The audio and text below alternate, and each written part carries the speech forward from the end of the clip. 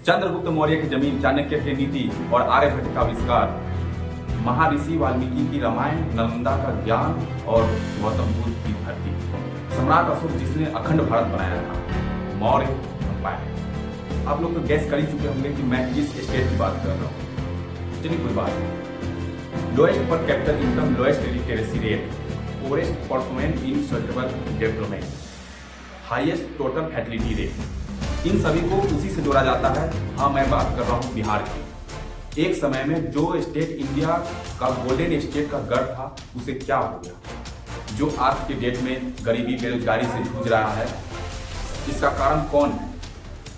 अब देखो बिहार की आज की हालत, इसके पीछे एक या दो पार्टिकुलर रीजन्स नहीं है, बल्कि बहुत सारे ऐसे रीजन्स हैं जो कि आपस में जुड़े हुए हैं। Bihar's new agriculture minister and RJD MLA Sudhakar Singh, who recently flagged the issue of corruption in his own department, has stepped down. ये सही बात है कि कोई बड़ा उद्योग यहाँ कोई आना नहीं चाहता है।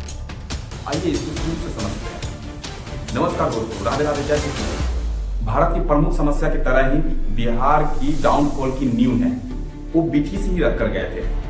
1793 में बंगाल प्रेसिडेंसी ने परमानेंट सेटलमेंट एक्ट को पास किया था, जो कि इसके अंडर मॉडर्न डे बिहार भी आता है। अब बिहार में अपनी पावर चलाने के लिए जो ईस्ट इंडिया कंपनी थी, वो खेती किसानी वाली ही इनकम पे डिपेंडेंट थी।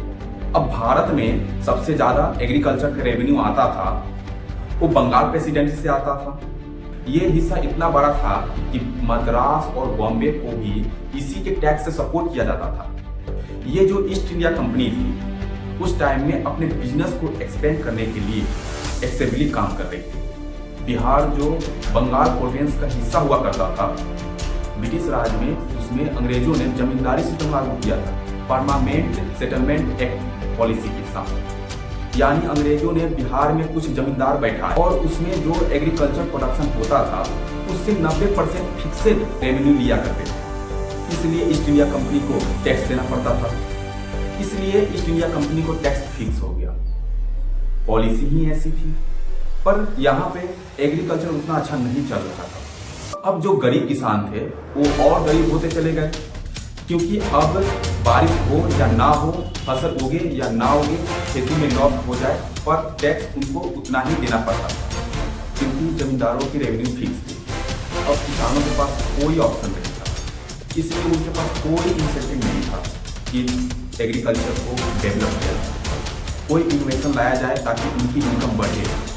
हाँ, इसमें एक और चीज थी, जो किसान टैक्स में डिफॉल्ट करते थे, उनको अपने जमीन से हाथ धोना पड़ता था। ओवरऑल जो किसान का बैकबोन था, उसे ही तोड़ दिया।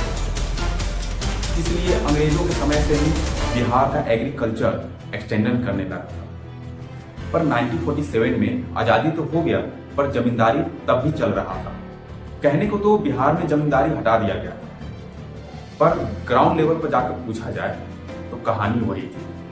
पर लैंड रिफॉर्म एक्ट को लागू करने का काम जिनको मिला था, वो खुद लैंड ऑनर जमींदार थे। इसीलिए जमींदारी सिस्टम खत्म ही नहीं हो पाया, और जो गरीब थे वो और गरीब होते चले गए।